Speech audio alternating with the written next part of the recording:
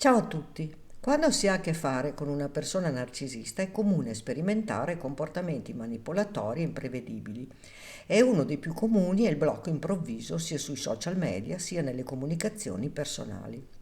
Tale azione può sembrare insensata o crudele per chi la subisce, ma per il narcisista ha uno scopo ben preciso. Comprendere il motivo per cui il narcisista decide di bloccare qualcuno richiede un'analisi più profonda della sua personalità e delle dinamiche psicologiche che guidano il suo comportamento. Le persone con disturbo narcisistico di personalità sono caratterizzate da un senso grandioso di sé, un bisogno costante di ammirazione, una mancanza di empatia e un profondo desiderio di essere percepite come superiori. Questi soggetti tendono a vivere le relazioni in modo superficiale, utilizzando gli altri per soddisfare i propri bisogni emotivi, senza investire realmente nel benessere altrui.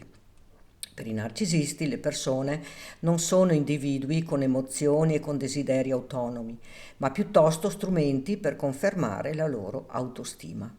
Questo rende il loro comportamento verso gli altri spesso freddo e calcolato, in quanto non si preoccupano delle conseguenze emotive delle loro azioni sugli altri.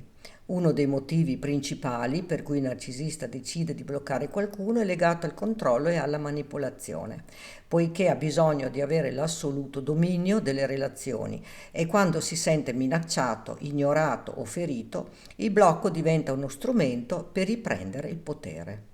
In un certo senso il blocco è un modo per punire l'altra persona e per dimostrare che è lui a gestire tutta la situazione. Per il narcisista bloccare qualcuno può essere anche un mezzo per ottenere una reazione emotiva forte. Spesso infatti il blocco arriva in seguito a una discussione o a un periodo di tensione e il narcisista sa che l'altra persona potrebbe sentirsi confusa, arrabbiata o ferita. Tutto ciò alimenta il suo bisogno di controllo e conferma il suo potere sulla relazione. Il blocco da parte del narcisista può essere considerato una forma di trattamento del silenzio, una tecnica manipolatoria utilizzata per indurre nell'altro sentimenti di colpa o di ansia.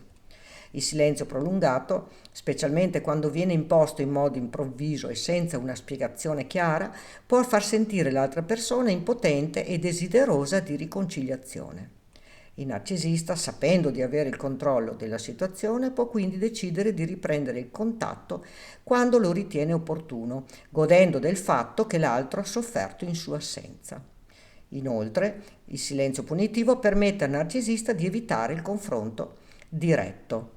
Di fronte a critiche o situazioni che mettono in discussione la sua immagine, preferisce ritirarsi, usando il blocco come scudo per non dover affrontare discussioni che potrebbero mettere a nudo le sue insicurezze. Il confronto diretto, infatti, potrebbe esporlo a una critica o a un rifiuto che minaccerebbe il suo fragile ego. Molto spesso il narcisista blocca qualcuno come forma di ritorsione per qualcosa che percepisce come una ferita narcisistica. Questo può accadere anche per eventi banali come una critica sottile, il fatto di non essere stati abbastanza lodati oppure per l'apparente mancanza di attenzione da parte dell'altro. Il narcisista può vedere queste azioni come attacchi personali e rispondere con il blocco per ristabilire il proprio senso di superiorità. È importante notare che la ferita narcisistica non corrisponde necessariamente a un'offesa oggettiva, ma può essere provocata anche da situazioni che per la maggior parte delle persone sarebbero insignificanti. Un altro aspetto chiave del comportamento narcisistico è il costante bisogno di rifornimento narcisistico.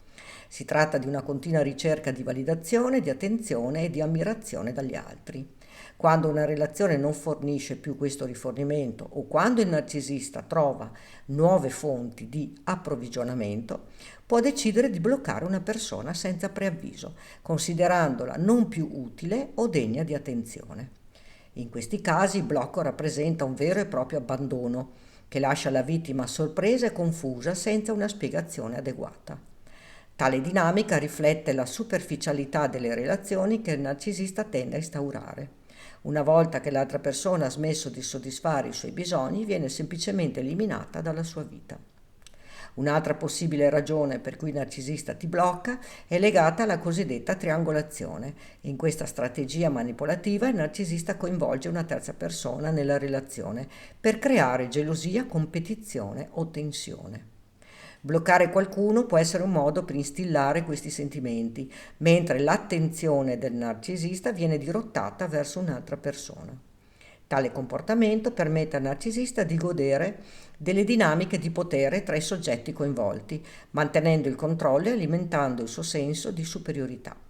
Il blocco può dunque far parte di una strategia più ampia in cui la vittima viene lasciata in sospeso, mentre il narcisista si diverte a far competere gli altri per la sua attenzione. Ma in alcuni casi, dal punto di vista del narcisista, il blocco può rappresentare la fine della relazione. Quando il narcisista ha esaurito l'interesse nella relazione, può decidere di tagliare completamente i ponti, senza alcuna spiegazione, per passare a una nuova fornitura emotiva.